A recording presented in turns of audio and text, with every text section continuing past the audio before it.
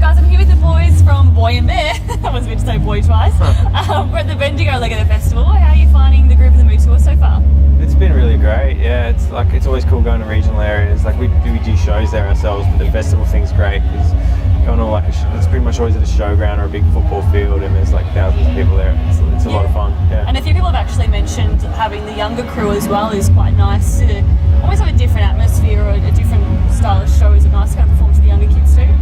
Yeah, we didn't know what to expect, to be honest, and like it's been pretty wild out there, but it's been great, and like getting to know some of the other bands too, Sathya and Jared James and the Rubens, Miss Mister and stuff. It's been cool. Draft some awesome acts out there, isn't it? Yeah, amazing. Yeah, nice. So you guys released your third album last year, Limit of Love.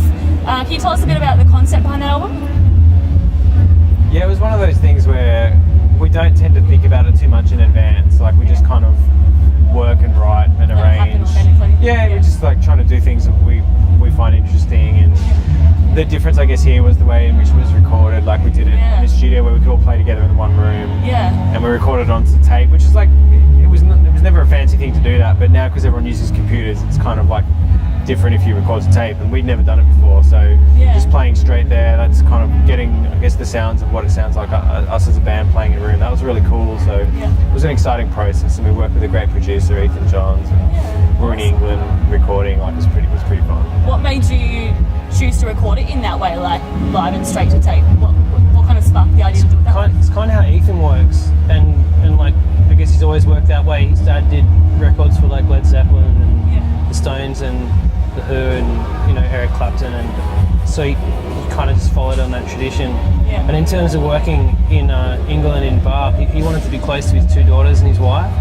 So for us it's like, why not make a trip to beautiful England? Amazing.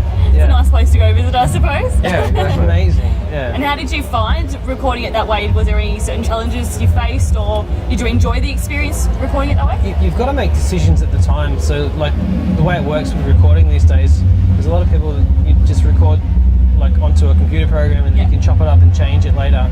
But with recording live and to tape, you've got to make a decision straight away, and that's what your record's going to sound like.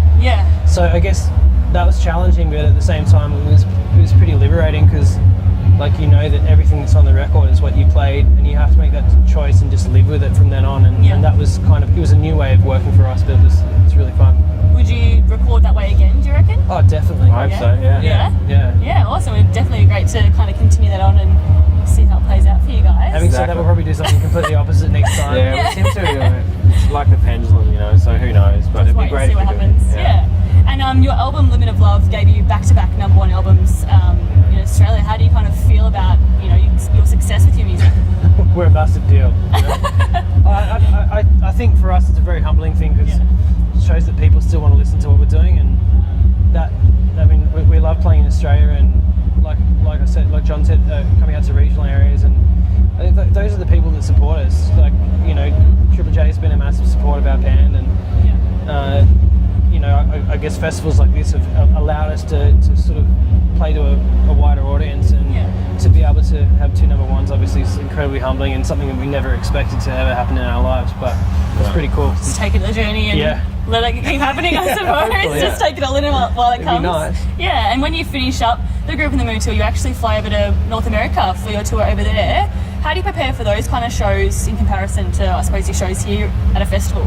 It's all kind of the same. Like the difference maybe with the festival set is it's not as easy to like have a set where the dynamics kind of go up and down a bit more. Like you can go in a club show or like a theatre show, you can take people on a bit more of a journey, I guess. In terms of like now with 3 albums, we can kind of show some different sides of the band. Whereas with a festival like this, playing late, you just kind of give it the things that have energy, because that's give it all you got. But it's the same for us. We just get in a rehearsal room together and try and get a set that feels like it actually flows well together. Because I think like there's so many different ways you can play orders of songs, but if you can get it where it feels nice for you and it feels like it'll be interesting for people, so we spend quite a bit of time with that.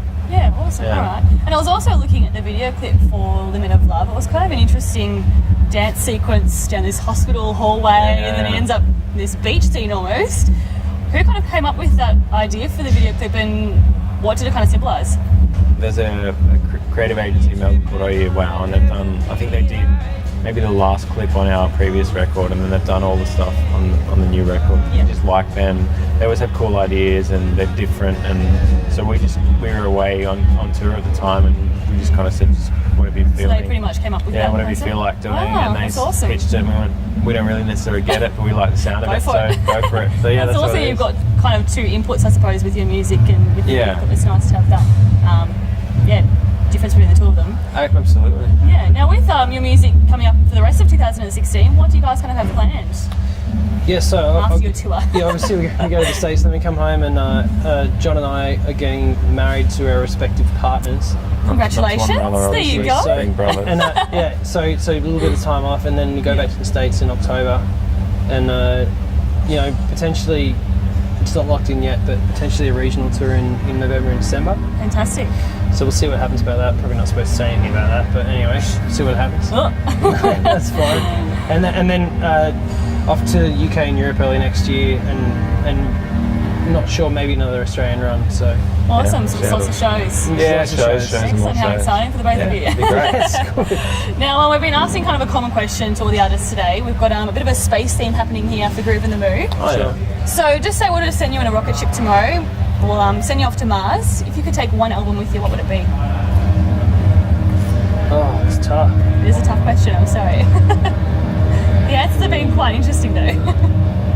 Only one album. You've got to listen to these songs over and over again. You know what? Honestly, I would take that Australian band, The Middle East. I Want That You're Always Happy. I love that album. I always have. I went through like a heaps messy breakup, and I was like, oh, I'm going to hate the album, but then somehow I didn't. I loved it. I reckon I could listen to that for the rest of my life. Yeah. Awesome.